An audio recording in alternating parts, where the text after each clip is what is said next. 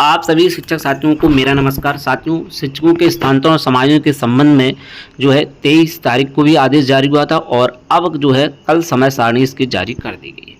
जी हाँ, शिक्षकों के काफ़ी लंबे समय बाद जो है स्थानांतरण समायोजन की प्रोसेस शुरू होने वाली है। हाल ही के दिनों में जो है कनिष्ठ और वरिष्ठ को लेकर के विवाद रहा था, समायोजन की सूचियाँ भी बन गई थी, लेकिन मामला कोर्ट चला गया और प्रक्रिया ठंडे बस्ते में चली गई। अब जो है एक नया आदेश जारी किया गया है और उसमें एक वर्ड इस्तेमाल किया गया है स्वेच्छा से, जिसकी वजह से अब समायोजन की प्रक्रिया आगे बढ़ाई गई है और जो है कोर्ट कचहरी का मामला ना बने, इसको लेकर के स्वेच्छा वर्ड इस्तेमाल किया गया है। अब जो है प्रक्रिया आगे बढ़ चुकी है और इसके लिए समय सारणी पूरी जारी कर दी गई है। तो इसमें जो है कई सारे कमेंट जो है आप सभी शिक्षक साथियों के आ रहे हैं कि साथियों कि किस प्रकार से समायोजन होगा, किसका होगा, कनिष्ठ का होगा या वरिष्ठ का। शिक्षक अगर जाना ना चाहे तब कैसे होगा समायोजन। मॉडल कंपोजिट स्कूल में किस प्रकार से समायोजन की प्रोसेस अपनाई जाएगी। 10 विद्यालय विकल्प किस प्रकार से रहेगा। साथ ही साथ छात्र संख्या किस प्रकार रहेगी कक्षा 5 और 8। तो ये पॉइंट्स जो है आप सभी के बीच चर्चा का विषय हैं। इसी पर बात करेंगे किस प्रकार से जो है ये प्रोसेस अपनाई जाएगी, क्या आदेश जारी किया गया है और उसमें कौन से बिंदु जो है इम्पोर्टेंट है, सभी पर जो है आपको अपडेट दी जाएगी। तो सबसे पहला पॉइंट हम देखेंगे कि किसका होगा समायोजन, कनिष्ठ का या फिर वरिष्ठ का। इसको लेकर के डाउट है, तो चलिए इस पर सबसे पहले बात करते हैं। तो सबसे पहले यहाँ पर आप आदेश में ही देख लें, यहाँ पर बताया गया कि जिला बेस शिक्षा अधिकारियों द्वारा ऑनलाइन आवेदन पत्रों क्रम में राष्ट्रीय सूचना विज्ञान केंद्र में कार्य जनपद में वरिष्ठता, जनपद में कार्यभार ग्रहण करने की तिथि के आधार पर वरिष्ठता क्रम में दिए गए अध्यापक की आवश्यकता वाले विद्यालयों के ऑनलाइन विज्ञापन के आधार पर ऑनलाइन अंतर जनपदीय स्थान समायोजन कार्रवाई की जाएगी। तो ये बात यहाँ पर स्पष्ट कर दी गई है कि किसका समायोजन होने जा रहा है। यहाँ पर जो है वरिष्ठ शिक्षक को प्राथमिकता दी जाएगी, क्योंकि यहाँ पर स्वेच्छा से विद्यालय स्वेच्छा से स्थानांतरण की बात की गई है। इसके लिए बाकायदा सूची जारी की जाएगी और वरिष्ठता में भी अगर दो लोग समान जो है नियुक्ति है, जिले के हिसाब से नियुक्ति यहाँ पर देखी जाएगी, तो उसमें भी वरिष्ठ शिक्षक को प्राथमिकता दी जाएगी। आयु भी समान है तो अंग्रेजी वर्णमाला के क्रम में दी जाएगी। अब आप इसको ऐसे समझिएगा कि एक विद्यालय, वहाँ पर 3 शिक्षक हैं, 1 2 3, ठीक है, और वहाँ पर नामांकन जो है 30 तक का है या 54 तक का है। वहाँ पर 3 शिक्षक ज़्यादा हैं, यानी कि 2 पहले से हैं, 3 और हैं, तो 5 शिक्षक है, तो 3 शिक्षक जो है ज़्यादा माने जाएंगे। अब इन 3 में स्वेच्छा से जाने के लिए मान लीजिए कोई भी तैयार नहीं है, तब फिर जो है इसमें कोई ज़बरदस्ती नहीं है, जो है उनको अगले चरण में देखा जाएगा। फिलहाल जो शिक्षक ज़्यादा हैं उनको जाने के लिए विकल्प उपलब्ध कराए गए हैं कि वो 10 विकल्प दे सकते हैं, ठीक है। अब इसमें मान लीजिए एक शिक्षक जाना चाहते हैं, अब मान लीजिए दोनों शिक्षक जाना चाहते हैं और कहीं पर जो है नहीं भी जाना चाहते हैं, ठीक है। अब विद्यालयों का आवंटन होगा, 2 शिक्षकों ने एक ही विद्यालय को भर दिया है, तो प्राथमिकता किसको दी जाएगी, जो वरिष्ठ शिक्षक होगा। इस ऐसी प्राथमिकता जो है वरिष्ठ शिक्षक को दी जाएगी। 10 विकल्प ये भरे हुए हैं और दूसरे ने भी 10 विकल्प भरे हुए हैं वही वाले, तब फिर जो है किसको वरीयता मिलेगी, उनको वरीयता मिलेगी जो वरिष्ठ शिक्षक होंगे। और ये वरिष्ठता कैसे देखी जाएगी, जिले स्तर पर देखी जाएगी। ज्वाइनिंग जिसकी पहले होगी उसको, फिर अगर ज्वाइनिंग भी समान है तो फिर आयु देखी जाएगी, फिर आयु भी समान है तो नाम का वर्णमाला का पहला लेटर देखा जाएगा। जिसका वर्णमाला का पहला लेटर ज़्यादा का होगा वो उसको जो है वहाँ पर वरीयता दी जाएगी। तो इस प्रकार से जो है ये जो है क्रम अपनाया जाएगा।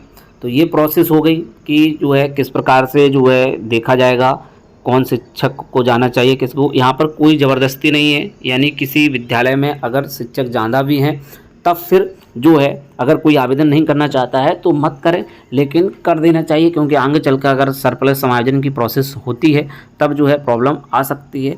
इसलिए जिनके विद्यालय में टीचर ज़्यादा हैं वो 10 विकल्प लेकर के दूसरे विद्यालयों में जा सकते हैं जहां पर शिक्षकों की कमी है। वो भविष्य में आपके लिए ही सुविधाजनक रहेगा और सही रहेगा। इसलिए आपस में बात करके जो है शिक्षक आवेदन करें, क्योंकि वरिष्ठता के आधार पर ही शिक्षकों को विद्यालय का आवंटन किया जाएगा। यहाँ पर स्पष्ट बता दिया गया है कि कार्य जनपद नियुक्ति तिथि समान होने दशा में अधिक आयु वाले शिक्षक को वरीयता दी जाए। आयु भी समान होने पर नाम के वर्णमाला के क्रम में अंतर जनपदीय स्थानांतरण का लाभ दिया जाएगा। शिक्षक की वरिष्ठता के आधार पर उनके द्वारा स्वेच्छा से दिए गए विकल्प के आधार पर ऑनलाइन प्रशिक्षण रिक्तियों स्थापित स्थानांतरण किया जाएगा।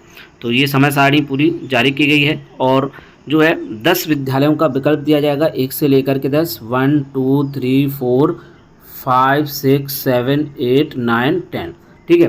अब किसी शिक्षक ने पहले नंबर जो विद्यालय भरा है, दूसरे ने भी भरा है, तो पहला वाला किसको मिलेगा? पहला वाला उसको मिलेगा जिसकी जनपद में ज्वाइनिंग डेट सबसे अधिक होगी, यानी कि जो सीनियर होगा। अगर ज्वाइनिंग डेट समान हो जाती है तब फिर उनको आयु देखी जाएगी और फिर वर्णमाला का क्रम देखा जाए। तो इस प्रकार से ये 10 विद्यालयों में से आवंटन किया जाएगा और पूरा प्रोसेस जो है NIC पोर्टल के माध्यम से होगा।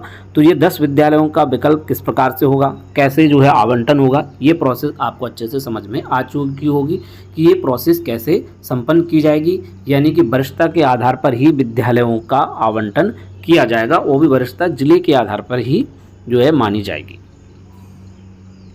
अब इसमें एक प्रश्न और आता है कि जो है कुछ विद्यालय 1 से 5 तक के हैं, ठीक है, दूसरे विद्यालय 6 से 8 तक के हैं और कुछ विद्यालय 1 से 8 तक के और कुछ अंग्रेजी माध्यम के हैं, मॉडल विद्यालय बनाए गए। तो इनमें किस प्रकार से देखा जाएगा?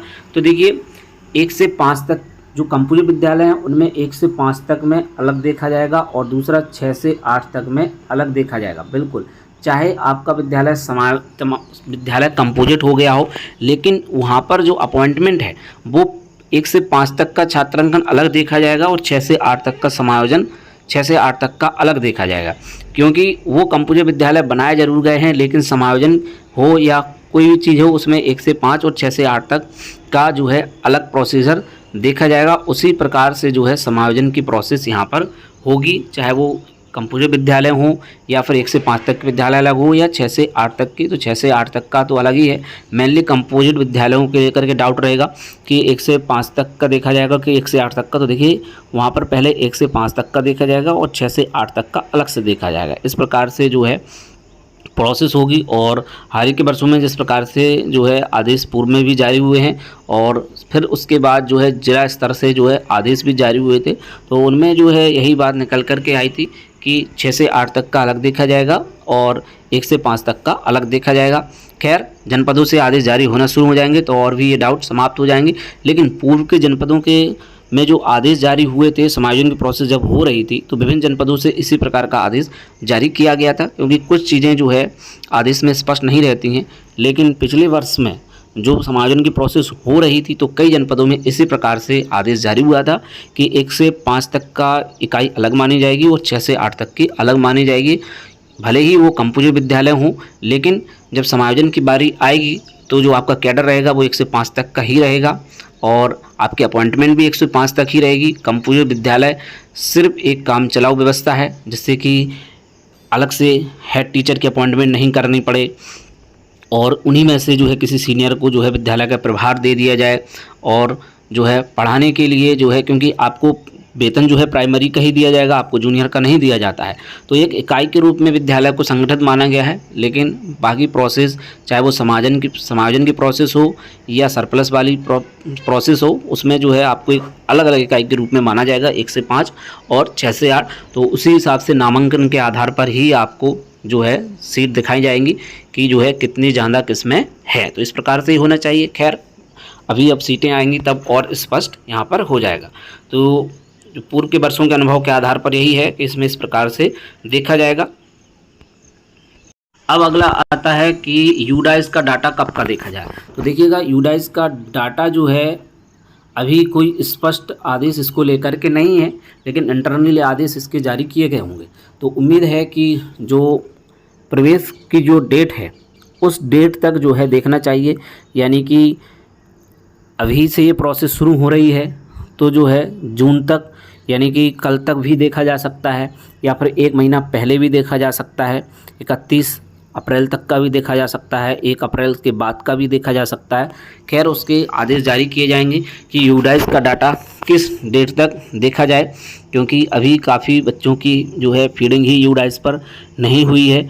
तो उम्मीद कम ही जताई जा रही है कि अभी तक का डाटा देखा जाएगा, बैक डेट का ही डाटा इसमें देखा जाएगा। यानी कि 31 मार्च से पहले का ही डाटा देखा जाएगा कि जो कक्षा 5 में जो बच्चे पढ़ रहे थे वो वहाँ पर थे और 8 में जो बच्चे थे वो वहाँ पर थे।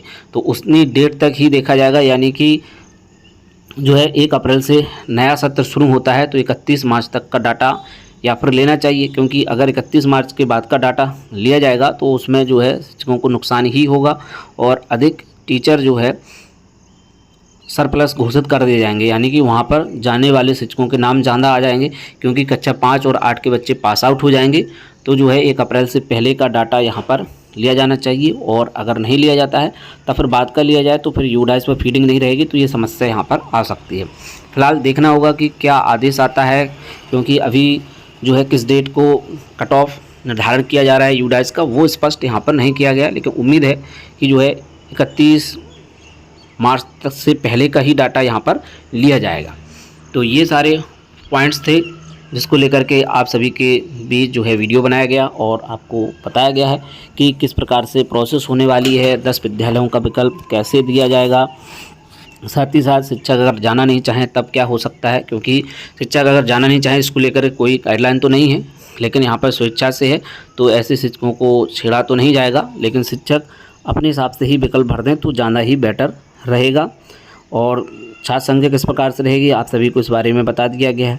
कनिष्ठ वरिष्ठ का विवाद यहाँ पर समाप्त होता है, जॉइनिंग डेट के हिसाब से जो है देखा जाएगा, और वरिष्ठ शिक्षक को यहाँ पर वरीयता दी जाएगी, ऐसा इसमें स्पष्ट कहा गया है। अगर कोई शिक्षक नहीं जाना चाहता है तो मत जाए, ऐसा कोई जो है वहाँ पर दबाव नहीं रहेगा। और इसका मेन कारण जो है कोर्ट कचहरी से बचना है, जिससे कि कुछ हद तक तो शिक्षक विकल्प भरेंगे ही, ऐसा विभाग का मानना है, और ये प्रोसेस सफल होती यहाँ पर दिखाई दे रही है, क्योंकि इसमें मामला कोर्ट कचहरी का बनता नज़र नहीं आ रहा है। फिलहाल जो भी प्रोसेस है मेनली उद्देश्य विभाग का है कि छात्र शिक्षक अनुपात को सही किया जाए, और ये आदेश जो है जारी किया गया है। और भी अगर आपके कोई भी डाउट है इसको लेकर के तो आप कमेंट कीजिएगा, उनका जवाब जरूर दिया जाएगा। तो साथियों और भी अपडेट के लिए बने रहे आप हमारे यूट्यूब चैनल शिक्षा विभाग पर। तो मिलते हैं आप किसी नेक्स्ट वीडियो में। जय हिंद।